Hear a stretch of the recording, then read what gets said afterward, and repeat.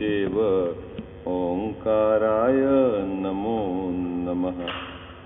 अविरल शब्द घनोग प्रक्षालित सकल भूतल मल कलंका, मुनि भी निरूपासित तीर्था, सरस्वती हरतु नो दुरितान। अज्ञान तिमिरा अंधानां ज्ञाना अंजन शलाकया चक्षुर्मिलितं येन तस्मै श्री गुरुवे नमः। श्री परम गुरुवे नमः। परंपराचार्य गुरुवे नमः।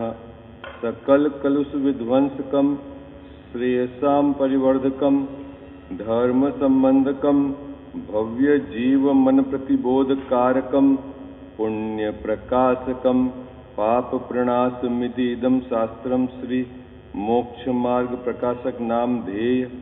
अस्य मूल ग्रंथ करता रह श्री सर्वज्ञ देवा, तद उत्तर ग्रंथ करता रह श्री गणधर देवा, प्रति गणधर देवा।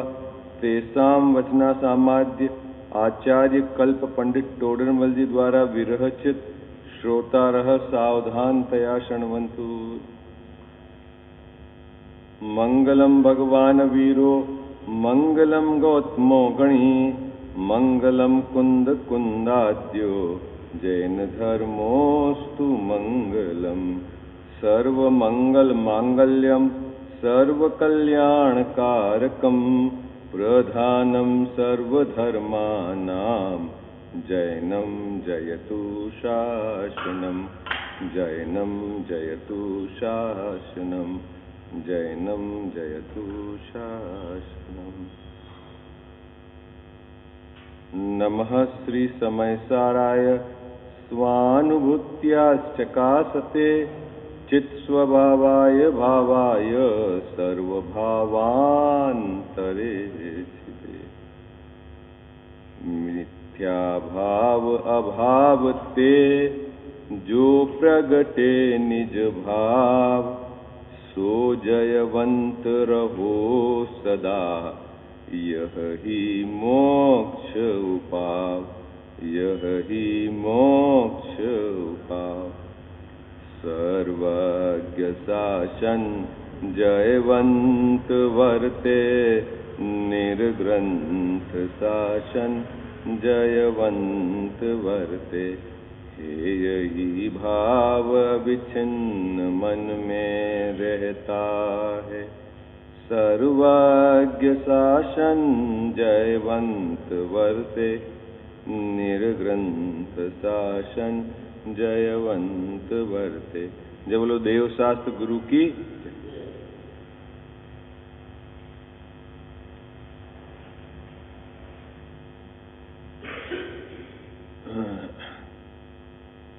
दूसरा अधिकार मोक्ष मार्ग प्रकाशक का यहाँ संसार अवस्था का स्वरूप बतलाया है और कर्म के उदय जन्य इस जीव की क्या अवस्था होती है उसका चित्रण टोडरमल जी साहब ने एक एक कर्म के उदय से इसके क्या क्या दशा बनती है इस बात का यहाँ पर उन्होंने स्पष्टीकरण किया है, प्रकाश डाला है। सर्वप्रथम ज्ञानावरण और दशनावर्ण कर्म के उदयजन्य इसकी क्या दशा बनती है उसका प्रकरण अपना नियमित स्वाध्याय के क्रम में चल रहा है। विगत 2-3 दिवस से जो अपना ब्रेक हुआ है तो पुनः अपन जो चर्चा हुई उस बात को एक बार रिवीजन करके जहाँ से वापस अपने को प्रकरण चर्चा में लेना है प्रारंभ करेंगे। विषय क्या चल रहा है अपना यहाँ पर कि ज्ञानावरण और दशनावरण के उदय से इस जीव की क्या अवस्था होती है। क्या विषय क्या चल रहा है अपना, है ना? हेडिंग क्या है? ज्ञानावरण और दशनावरण के उदय से जीव की अवस्था। हेडिंग क्या है कजाव साहब? ज्ञानावरण और दशनावरण कर्म के उदय से जीव की अवस्था, इसको यहाँ बतला रहे हैं। और अवस्था को बतलाने के लिए टोडरमल जी साहब ने सबसे पहले जीव की शक्ति क्या है उसको बतलाया है, सामर्थ्य क्या है जीव की शक्ति के रूप में उसको बतलाया है, और इन कर्मों के उदय के निमित्त से क्या उसकी वर्तमान में दशा हो गई है, ये बताया है। क्या बताया है? दो बात पकड़ में आई कि इसकी ताकत कितनी है जीव की, पहले ये बताया है, और फिर बताया है कि उस ताकत का यहाँ व्यक्तपना कितना कम है। क्यों? क्योंकि इन कर्मों का निमित्त पड़ा हुआ है, ये बताया है। तो जो व्यक्त ज्ञान, कमजोर ज्ञान अभी हमारे प्रकट है, वह कितना कमजोर है, स्वभाव कितना बड़ा है, ये बात बतलाई है ना। स्वभाव की सामर्थ्य कितनी है और अभी हमारा जो ज्ञान व्यक्त है वो कितना कमजोर है, इस बात को यहाँ पर इस पूरे विषय को समझाएंगे टोडरमल जी साहब। और अपने को बराबर क्या समझना है कि वर्तमान में कमजोर व्यक्त ज्ञान जिनमें कर्म का निमित्त पड़ता है, बाहरी अवस्थाओं का निमित्त पड़ता है, इतने निमित्त इसमें गिरते हैं। इतना कमजोर ज्ञान, ज्ञान जानने का काम तो ज्ञान अपनी योग्यता से करता है, लेकिन इसका कर्म के साथ, संयोगों के साथ, बाहर की इंद्रियों के साथ जो निमित्त नैमित्तिक संबंध किस प्रकार घटित होता है, एक तो ये बात समझनी है। इसमें हमारी अनादि से जो भूल चली आ रही है वो क्या बात चली आ रही है कि हम ऐसा मानते हैं कि इंद्रियों से ज्ञान उपजता है। हम क्या मानते हैं? हम ऐसा मानते हैं कि इंद्रियों के कारण ज्ञान हुआ। प्रकाश है ना, प्रकाश, उसके कारण ज्ञान हुआ है ना। पूजा में भी आप बोलते हैं आलोक ज्ञान का कारण है, इंद्रियों से ज्ञान उपजता है। अनादि से मैं ये मानता आया हूं कि कारण गड़बड़ी क्यों हो रही है वो भी टोडरमल जी साहब समझाएंगे। क्योंकि जो व्यक्त ज्ञान आपका अभी वर्तमान पर्याय में है वह इतना कमजोर है कि उसको जानने के लिए बाहर में 5 इंद्रिय और मन की सहायता लेनी पड़ती है। इतना कमजोर ज्ञान है। तो वह जानता तो अपनी योग्यता से है, लेकिन जो सहायता लेता है इसके कारण हम ये मान लेते हैं कि अगर इंद्रियां और मन नहीं हो तो ये कैसे जाने। एक ये जो चक्कर है हमारा कजाव साहब, ये बड़ा जो गड़बड़ है, इस विषय को यहाँ पर टोडरमल जी साहब ने एकदम व्यवस्थित रूप से इसको स्पष्ट किया है। ठीक है, तो पहले तो ये बताया है कि हमारी शक्ति कितनी है। कि क्या बताया? क्या बताया अजित भैया? हमारी सामर्थ्य कितनी है, मेरा स्वभाव कैसा है। कैसा है मेरा स्वभाव? कि मेरा स्वभाव चैतन्यमय है। तो साहब चैतन्य किसको कहते हैं? इस शब्द का कोई आप भाव भाषण होता है कि नहीं? चैतन्य किसको कहते हैं? आप बोलते हो ना मैं चैतन्य हूं, चैतन्य हूं, तो चैतन्य ने क्या? बोलो भाई, अपन ने पिछले 3-4 दिवस में ये अच्छे से पक्का करा था ना कि मैं चैतन्य हूं, चैतन्य हूं, अने मैं क्या हूं, कैसा मेरा स्वभाव है, कौन बताएगा? बोलते हो ना आप चैतन्य हूं, क्या है चैतन्य? मैं जगत के संपूर्ण द्रव्यों को, उनके अनंत गुणों को, एक एक गुण की अनंती पर्यायों को, त्रिकालवर्ती पर्यायों को एक समय में युगपद यानी एक साथ बिना किसी सहायता से जानूं, ऐसी शक्ति मेरे में जो है उस शक्ति का नाम है चैतन्यपना। अब आपको पूरा याद रहेगा बाबूजी, जैसे ही चैतन्य बोलोगे तो कहां से पावर आएगी अपने को, है ना। अपन नहीं बोलते हैं जिसको बोले तो करोड़पति है, तो करोड़पति में पावर कहां से आती है बाबूजी? वो जो करोड़ है ना, करोड़, तो जैसे ही अपने को बोले कि चैतन्य हूं तो कहां से पावर आनी चाहिए? यहां से आनी चाहिए कि मेरी सामर्थ्य ये है। ऐसी सामर्थ्य होने पर, वर्तमान में ऐसी शक्ति होने पर भी मेरी पर्याय में जो प्रगट ज्ञान है वह बड़ा कमजोर और पराधीन है। ज्ञान तो मेरा ही है, लेकिन जो प्रकट है वह बड़ा पराधीन और कमजोर है। और उस पराधीन और कमजोर ज्ञान कितना पराधीन और कमजोर है उसको यहां टोडरमल जी साहब अभी समझाएंगे, और उसमें निमित्त कारण क्या है ये भी बतलाएंगे। क्या बताएंगे? निमित्त कारण क्या है। ठीक है, तो अभी मेरे जो व्यक्त ज्ञान है, कौन सा ज्ञान व्यक्त है मेरे? बोलो भाई जल्दी। वर्तमान में कौन सा ज्ञान व्यक्त है? मति ज्ञान और श्रुतक ज्ञान। वो जो मेरी पर्याय में वर्तमान में मेरी एक समय की दशा में जो व्यक्त है वह व्यक्त ज्ञान, ज्ञान तो मेरा ही है, मेरे स्वभाव का ही अंश है, और उसकी जानने की प्रक्रिया भी बाबूजी वैसी ही है जैसे स्वभाव की है, उसमें कोई प्रक्रिया में चेंज नहीं हुआ, लेकिन कमजोर बहुत है। और वो जो कमजोर है तो कमजोरी की निशानी क्या है कि उसको जब भी जानना का कार्य करता है तो बाहर में वो निमित्त, बाहर में सहयोग जिन जिन का लेता है, कितनी उसकी पराधीनता है, इस बात को यहां पर टोडरमल जी साहब मति ज्ञान की पराधीनता में समझा रहे हैं। किसकी पराधीनता बता रहे हैं? जो ज्ञान अभी व्यक्त है वह ज्ञान कितना पराधीन है। ठीक है, तो व्यक्त ज्ञान कौन सा है बाबूजी? अभी जो मेरी पर्याय में व्यक्त ज्ञान कौन सा है? मति ज्ञान और श्रुतक ज्ञान। अच्छा, अब इसकी परिभाषा आपको स्वतंत्रता के रूप से भी बनानी है और निमित्त नैमित्तिक संबंध के रूप में भी बनानी है। कौन बनाएगा ये भी मैं आपको बता चुका हूं, फिर विषय को आगे बढ़ाता हूं।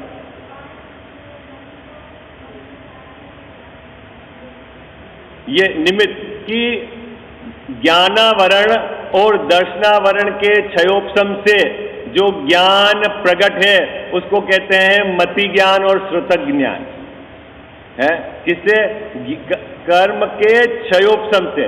तो निमित्त को आगे कर दिया। निमित्त को, कौन से निमित्त को? कर्म के क्षयोपशम से प्रकट ज्ञान। ठीक है, तो ये तो हो गया निमित्त की तरफ से कथन। अब आप वस्तु की स्वतंत्रता से कथन करो। आप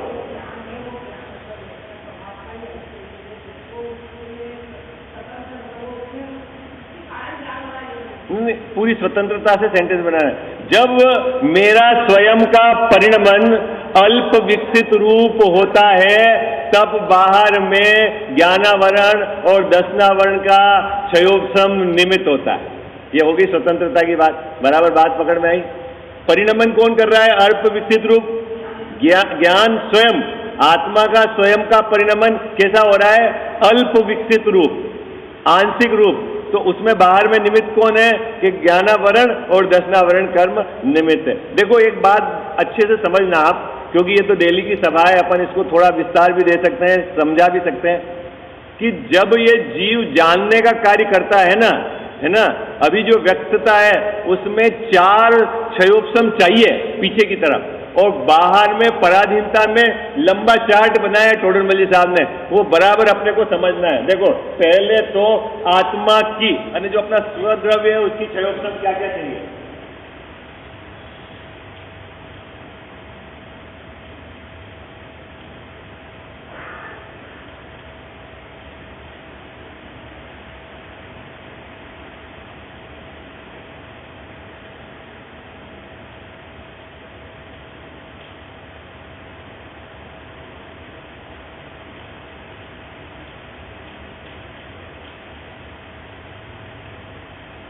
तीन तरह से यहां पर इस बात को समझाया है टोडरमल जी साहब ने।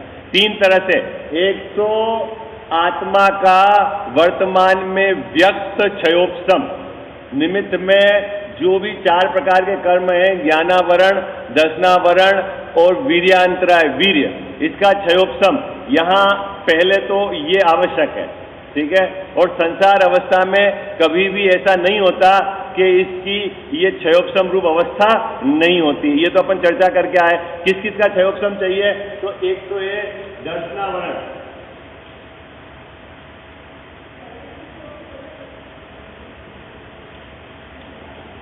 दूसरा ज्ञानावरण, तीसरा वीर्यांतराय,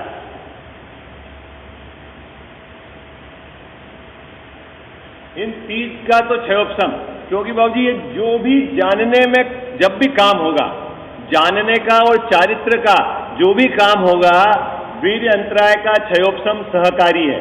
एक बात ये भी आपको समझना है, ठीक है।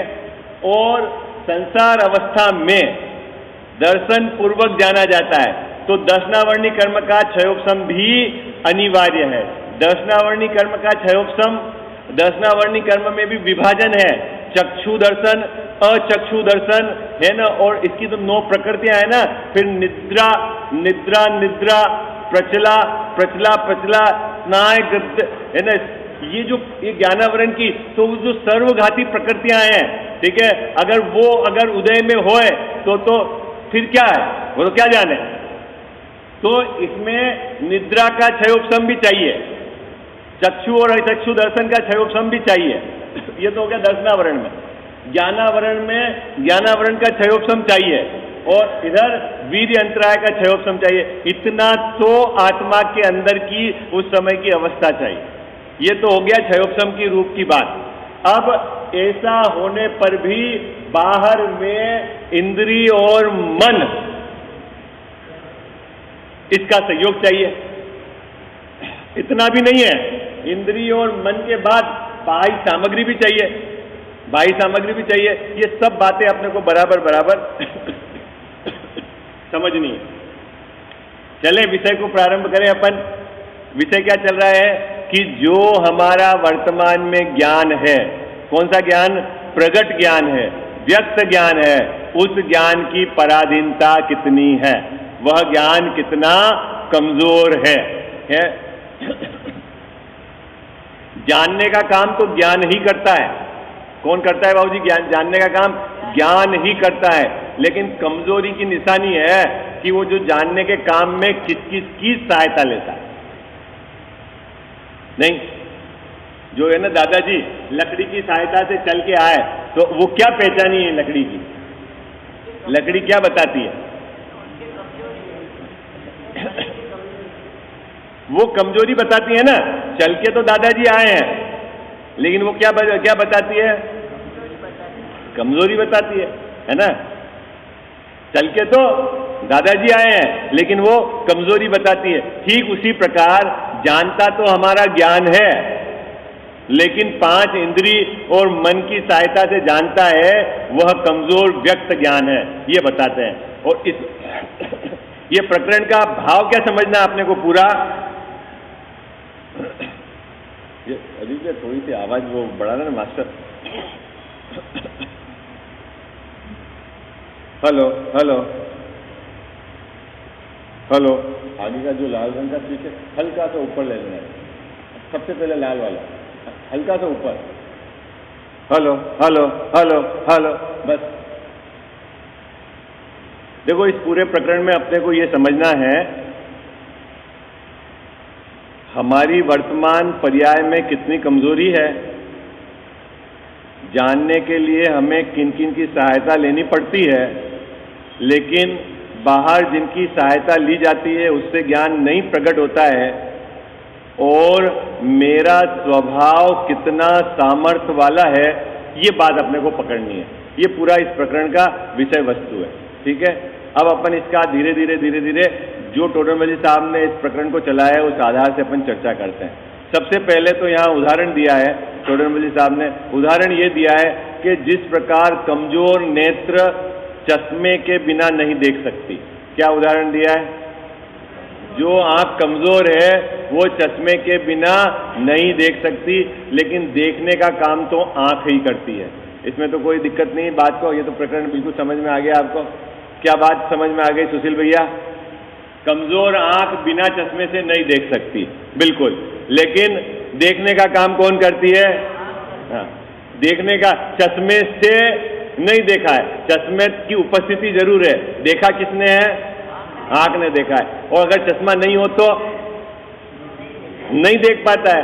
क्यों नहीं देख पाता है? कि वो कमजोर है, उसको बाहर में सहायता लेनी पड़ती है, उसकी उपस्थिति है। ठीक उसी प्रकार जो हमारा प्रगट ज्ञान, मति ज्ञान, श्रुत ज्ञान कितना कमजोर है कि वह ऐसे बिना इंद्रिय और मन की सहायता के नहीं जान सकता।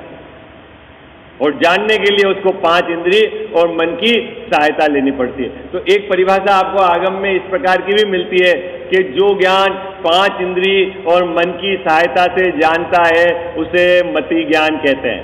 क्या परिभाषा है? जो ज्ञान 5 इंद्रिय और मन की सहायता से जानता है उसको मति ज्ञान कहते हैं। उस परिभाषा को आप पढ़ो तो आपको क्या समझना है कि 5 इंद्रिय और मन से ज्ञान नहीं उपजता। ये क्या बात कर रहे हो आप? बड़ी गड़बड़ है, क्योंकि परिभाषा तो सब जगह बाबूजी यही पढ़ाई जाती है। क्या पढ़ाई जाती है? सभी में यही पढ़ाई जाती है कि 5 इंद्रिय। श्वेतांबर में भी यही पढ़ाई जाती है, दिगंबर संप्रदाय में भी यही पढ़ाई जाती है। क्या पढ़ाई जाती है? मति ज्ञान की परिभाषा, जो 5 इंद्रिय और मन से उत्पन्न होता है। तो क्या ज्ञान 5 इंद्रिय और मन से उत्पन्न होता है? ज्ञान किससे उत्पन्न होता है सुशील भैया? ज्ञान तो ज्ञान से उत्पन्न होता है। आई बात समझ में? इंद्रिय से ज्ञान उत्पन्न कैसे होगा? तो फिर ये क्यों परिभाषा बनाई कि 5? अरे वह जो प्रगट ज्ञान है उसकी कमजोरी को बताने के लिए ये कहा गया है कि इतना कमजोर ज्ञान अभी वर्तमान में प्रगट है कि उसको जानने के लिए 5 इंद्रिय और मन की सहायता लेनी पड़ती है।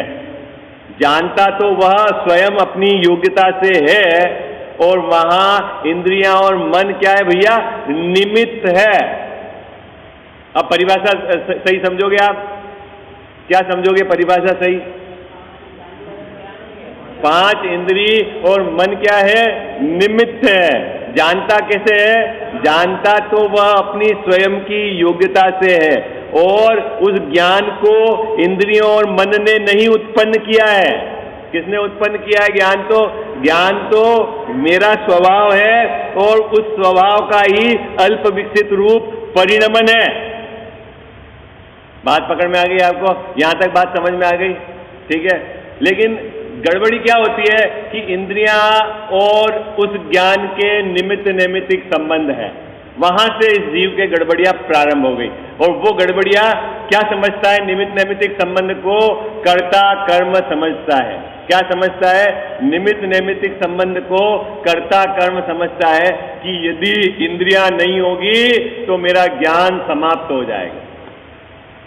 क्या मानता है भैया? क्यों ऐसा क्यों मानता है?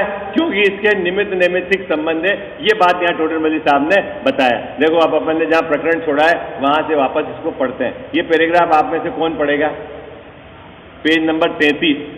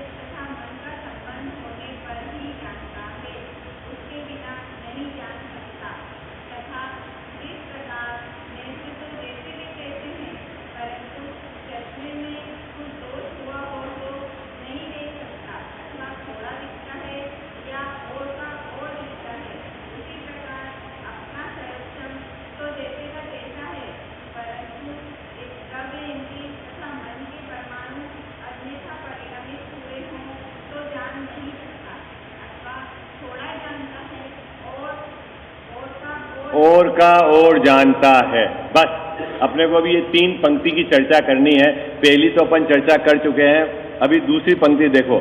तथा जिस प्रकार नेत्र तो जैसे के तैसे हैं। नेत्र तो कैसे हैं बाबूजी? जैसे के तैसे हैं। क्या लिखा टोडरमल साहब ने? जैसे के तैसे हैं। भैया क्या लिखा? जैसे के तैसे हैं। क्या नेत्र। जैसे अभी मेरा जो ये आंख है इसको नेत्र उदाहरण दिया ना दृष्टांत, ये तो जैसे के तैसी है। और ये जो चश्मा है इसके यहाँ अगर आगे वाइट कोई आ जाता है, इसके क्या आ जाता है, वाइट कुछ चीज आ जाती है ना। और आंख कैसी है, जैसे की तैसी है, और ये यहाँ वाइट आ गया और इस चश्मे को लगाएंगे तो फिर क्या होगा, सही नहीं दिखेगा। तो इसका मतलब है आंख में कुछ कमजोरी है क्या, आंख में कोई प्रॉब्लम है? नहीं, आंख तो जैसी की तैसी है। लेकिन ये जो चश्मे में जो बाहर की ये जो आ गया कजाव साहब, उससे क्या होगा कि इस चश्मे का परिणमन अलग रूप हो गया, तो आंख ने देखने का काम अलग रूप परिणमित हो गया। आंख में अभी कुछ प्रॉब्लम नहीं है, जैसी की तैसी है। लेकिन चश्मा यदि ये ना, ये नंबर है, ये नंबर है आपका 1.5 मान लो, अब इसकी जगह 2 नंबर का चश्मा लगा दो तो कैसा दिखेगा? हैं? देखता कौन है, चश्मा देखता है कि आंख देखती है? तो क्या प्रॉब्लम है, उसको क्या पता चल गया कि कौन से नंबर का चश्मा लगाया? आंख को तो क्या मालूम है? सिंगल साहब है भाई, देखती तो आंख है, आप ये कह रहे हो, देखती तो आंख है और चश्मा लगाने पर देखती है, ये बात भी सही है बाबूजी, इसमें भी कोई दिक्कत नहीं। अब कोई भी चश्मा लगा दो तो देख लेती है?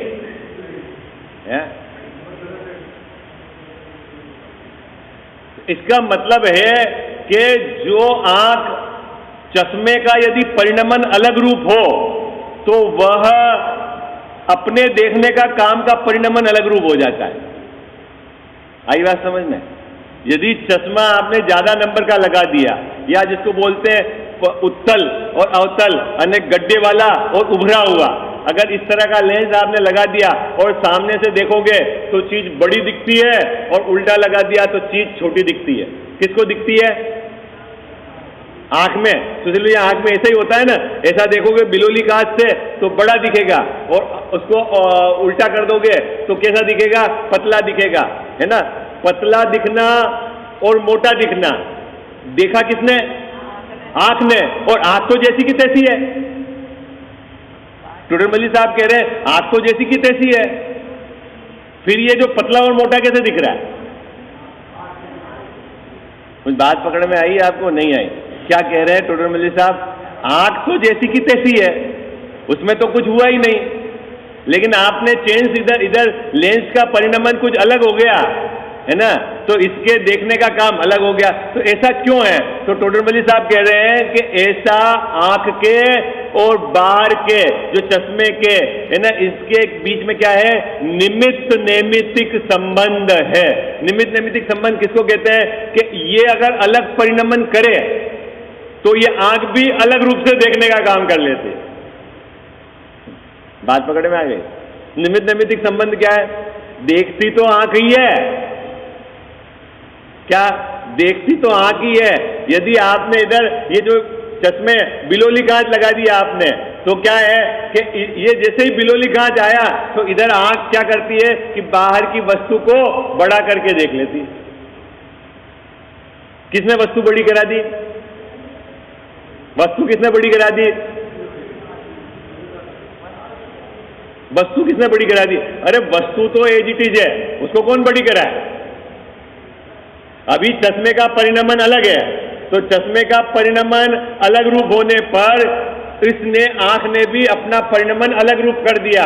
इस प्रकार इन दोनों के निमित्त नैमित्तिक संबंध है। जानती तो आंख ही है, चश्मा नहीं जानता। नहीं समझ में आ रही बात? आपको कठिन तो नहीं हो रही है? अभी तो ये अपन तो अभी से दृष्टांत ही घटा रहे हैं। बाबूजी क्या कर रहे हैं अपन? दृष्टांत घटा। फोटो बता दूं? मैं फोटो बना देता हूं, थोड़ा सरल पड़ेगा। आप देखो, ये बराबर समझना, नहीं तो बड़ी गड़बड़ हो जाएगी। ये तो है आंख,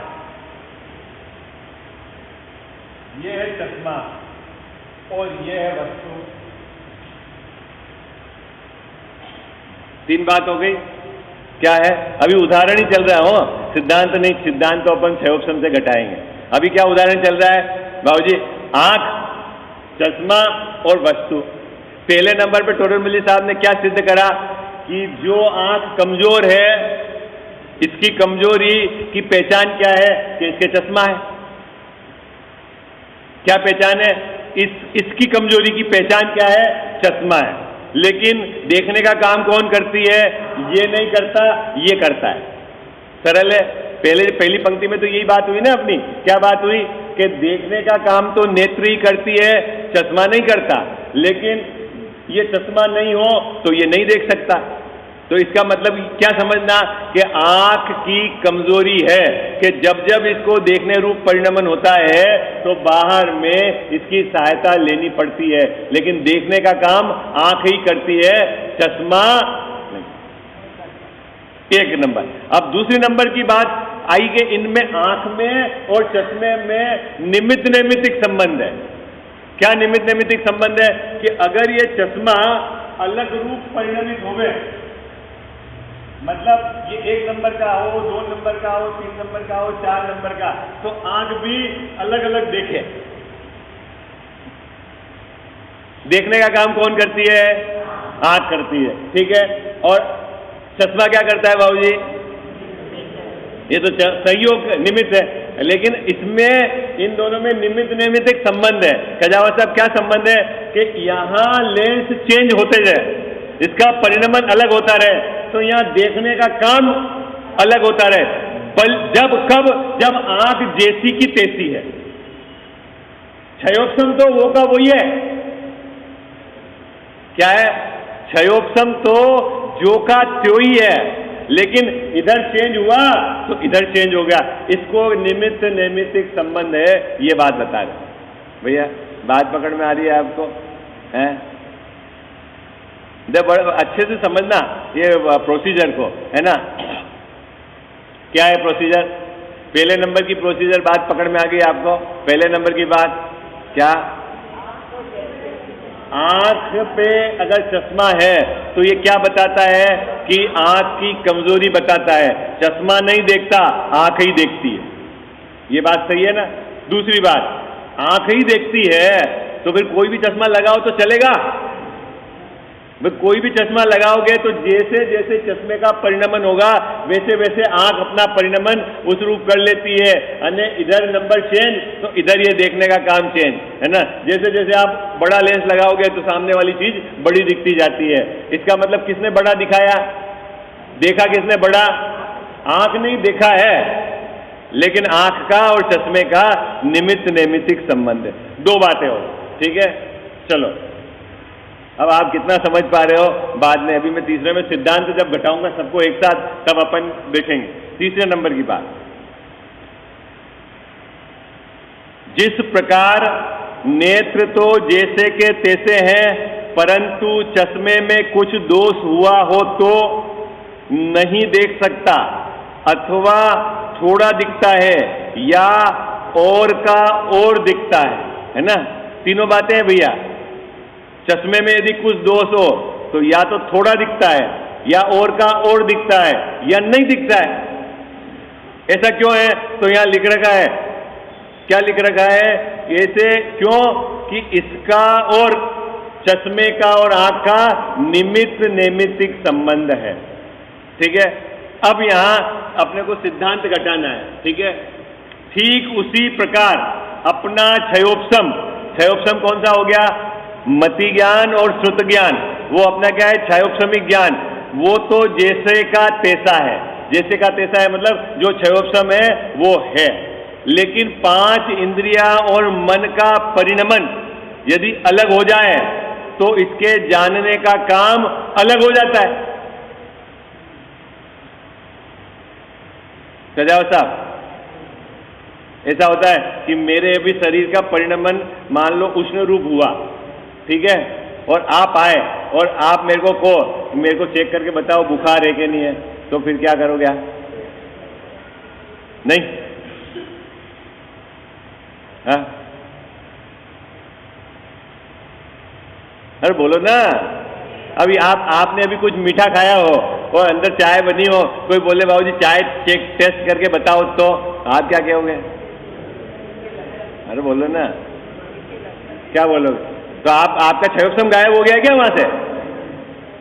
बोलो ना, क्षयोपम है कि नहीं जैन साहब? अपना क्षयोपम के अगर रसना इंद्री पर यदि वो चाय का संपर्क होवे तो अपने जानने का काम हो जावे, ऐसा तो है ना? अब जीव रसना इंद्री से जानते हैं। और आपको पता है कि मैं चख कर बता सकता हूं कि चाय सही है कि नहीं है, लेकिन एक समय पहले जैन साहब क्या हुआ कि आपने क्या खाया? मीठा, और फिर आपको बोले चाय चखो, तो आप क्या कहोगे? हैं? तो चाय, मीठी चाय भी आप बोलते हो फीकी है, तो आपका ज्ञान में विपरीत कैसे जाना?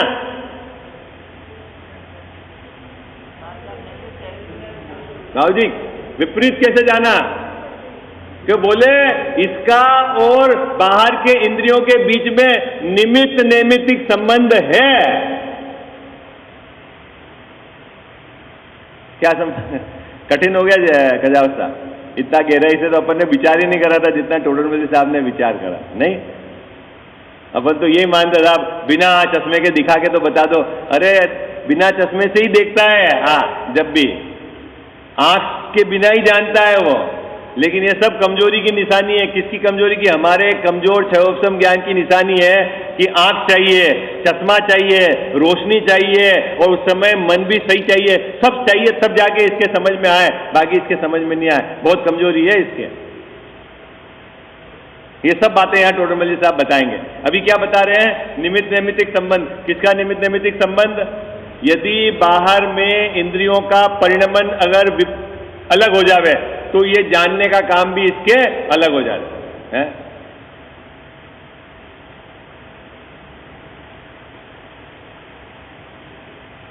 बाहर से ठंड हो ना, ठंड, और कोई चीज को हाथ लगाओ, आप घूम के आए ठंड में, तो ये भी ठंडा हो तो आप हाथ लगाओगे तो आपको ठंडा पकड़ में नहीं आएगा। क्यों? क्यों? कि इंद्रियों का परिणमन अलग है, तो ज्ञान ने जानने का काम अलग कर लिया। ऐसा उनका निमित्त नैमित्तिक संबंध है। चलें आगे। बात समझ में तो नहीं आ रही है? आ गई समझ में कि नहीं आ रही है? आ रही है। चलो आगे, फिर समझ में आ रही है तो बहुत बढ़िया। परंतु द्रव्य इंद्रिय तथा मन के परमाणु अन्यथा परिणमित हुए तो जान नहीं सकता, अथवा थोड़ा जानता है, अथवा और का और जानता है, क्योंकि द्रव्य इंद्रिय तथा मन रूप परमाणु के परिणमन को और मति ज्ञान को निमित्त नैमित्तिक संबंध है। ये बात समझ में आ गई यहां तक? अब आगे, इसीलिए उनके परिणमन के अनुसार ज्ञान का परिणमन होता है। इस पंक्ति को अपने को समझना है। किसके अनुसार ज्ञान का परिणमन होता है? खजावत साहब क्या लिखी पंक्ति? भाई आप में से 5-10 जने पढ़ो ये पंक्ति।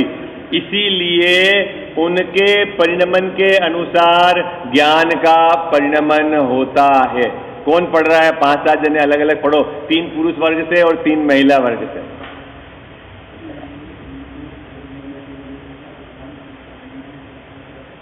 बहुत बहुत सुंदर। बस एक ही पंक्ति पढ़नी है। यही क्या कहा?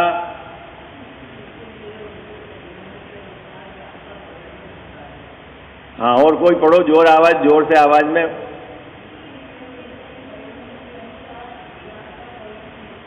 ठीक है, और पुरुष वर्ग में एक जना।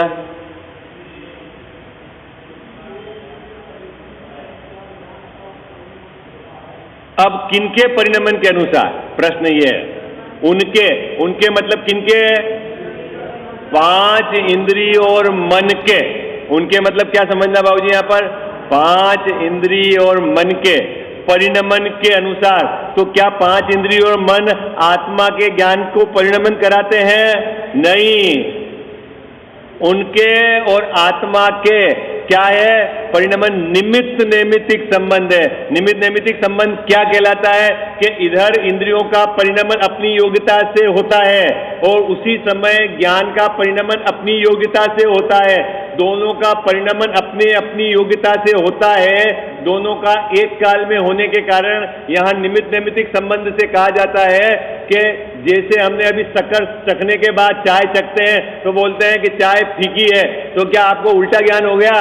बोले नहीं, जो उधर उसका परिणमन है ऐसे इसके जानने का काम हो गया। जाना किसने? जाना तो आत्मा ने, कैसे जाना है कि अपनी योग्यता से जाना है। ज्ञान का परिणमन अपनी योग्यता से, स्वयं की सामर्थ्य से हुआ है, लेकिन इन दोनों में निमित्त नैमित्तिक संबंध है। इस संबंध को बतलाने के लिए सेंटेंस बताया है। क्या बताया है कि इसीलिए उनके परिणमन के अनुसार, किनके परिणमन के अनुसार?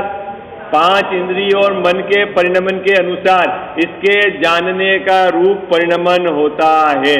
ये जो सुशील भैया, ये जो गड़बड़ी यहां से शुरू हो जाती है।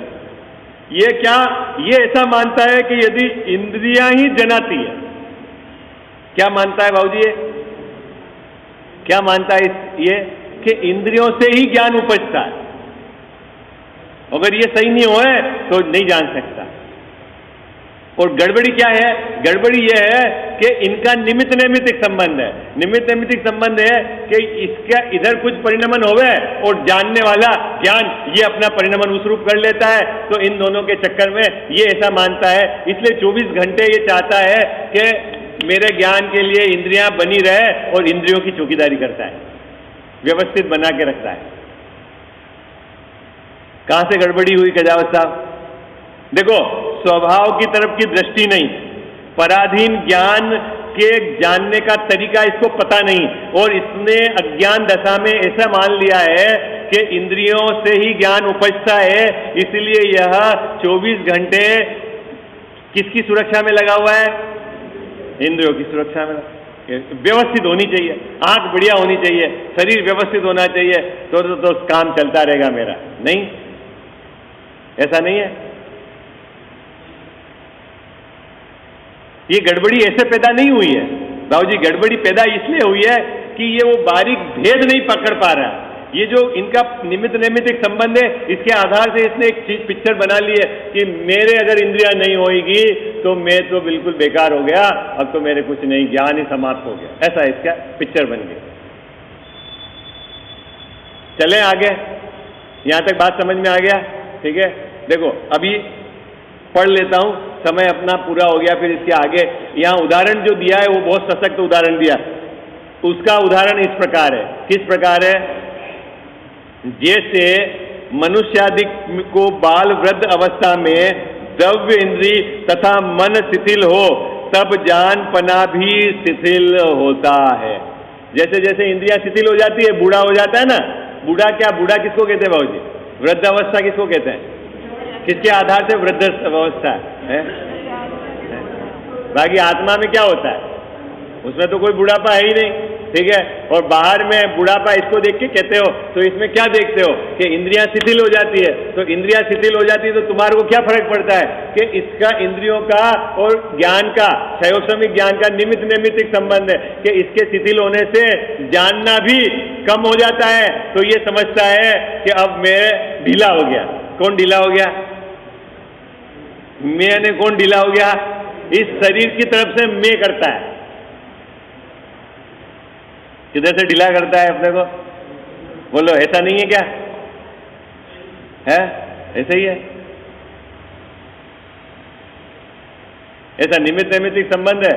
अभी अच्छा जो भी इसको देखेगा तो उसको लगेगा हाँ इसी से काम हो रहा है, शरीर से काम हो रहा है, इसलिए भेद विज्ञान बराबर नहीं कर पाता है, प्रज्ञा को इतनी तीखी नहीं कर पाता है, तो भेद विज्ञान नहीं हो पाता है और बड़ा उलझन है इस संसार में। इसलिए बड़ी शांति से विषय को समझना और जिस प्रकार से भेद विज्ञान करना है, द्रव्य स्वभाव को एक तरफ रखकर वो आपको अंतरोन्मुखी पुरुषार्थ करना है, ये बराबर आप ध्यान में रखना। यहाँ कोई आपको वो साइंस नहीं समझा रहे बाबूजी कैसे जाना जा रहा है। यहाँ उद्देश्य तो ये है कि अपने द्रव्य स्वभाव को आप पकड़ लो और जो अपना जो बाहर का स्वभाव है, जो प्रगट ज्ञान और उसकी जो पराधीनता, उन सबसे भिन्न पड़कर अपनी हुकार द्रव्य स्वभाव से उठाओ। इसलिए ये बात यहाँ समझाई जा रही है। यहाँ आपके अभी कमजोर ज्ञान की कोई व्याख्या नहीं करी जा रही, वो कोई बता इसलिए जा रहा है कि आप उधर से मत हुकार भरो। किधर से हुकार मत भरो? किधर से? क्या करूं मैं 65 साल का हो गया, अब तो अपने हाथ पांव ढीले पड़े। किसके हाथ पांव ढीले पड़ गए? किसके ढीले हो गए? आप कहां से अपने को हुकार भर रहे हो? हैं? किधर से? शरीर। आप तो अपना द्रव्य स्वभाव देखो ना, चैतन्य। बाबूजी अपने को अभी क्या याद रखना है? अपन कहां से हुंकार भरे? चैतन्य। मेरी सामर्थ्य कितनी है? कितनी है? हाँ, जगत के समस्त द्रव्य, उनके अनंत गुण, त्रिकालवर्ती अनंत पर्याय को जानूं। एक समय में ऐसी अभी वर्तमान में मेरी सामर्थ्य है, वहां से हुंकार भरना। आप क्या अब कहां से हुंकार भरोगे आप? आज से अभ्यास करो आप, दिन में 10, 20, 25 बार, फिर धीरे धीरे इस अभ्यास को बढ़ाना। किस अभ्यास को बढ़ाना? भैया मैं तो चैतन्य हूं, है, और ये इंद्रिया और उससे जो प्रकट होने वाला जो ज्ञान, ना मैं तो यहां से हूं, पूरा स्वाधीन। देखो फिर आपको आनंद आ जाए, ये रोना बंद हो जाए सब, मैं बूढ़ा हो गया, पराधीन हो गया। और वैसे पराधीनता में तो परेशानी है ही है, नहीं है पराधीनता में परेशानी? पराधीन समान कोई दुख नहीं होता है। आप सबको तो खबर ही होगी, ये जैसे अब भाइयों के पराधीन हो गए, क्या स्थिति होती है आपकी बाबूजी? है क्या प्रॉब्लम है? अरे भाइयों के पराधीन, अभी मान लो सुबह फोन आ जावे, सुबह ही कि नहीं आए भाई, तो आज का दिन कैसा होगा बाबूजी? है पूरे दिन आनंद का जो आपका क्या हो जाए, है? तो ये कहां से परेशानी शुरू हुई है? क्या आपने अपने स्वाधीनता को, स्वाधीनता है? पूरा दिन आपका बोट हो जाता है? काम 10 मिनट का है और बाकी आप 23 घंटे और 50 मिनट आनंद से रह सकते हो। 10 मिनट करो और फ्री। लेकिन क्यों पराधीनता में? ऐसे ही ये 5 इंद्रिय और मन से ज्ञान उपजता है, ये चलता है, ये नहीं होगा तो ये नहीं होगा। अपना स्वाधीन ज्ञान की तरफ इसका वो झुकाव ही नहीं। विशेष चर्चा अपन कल करेंगे।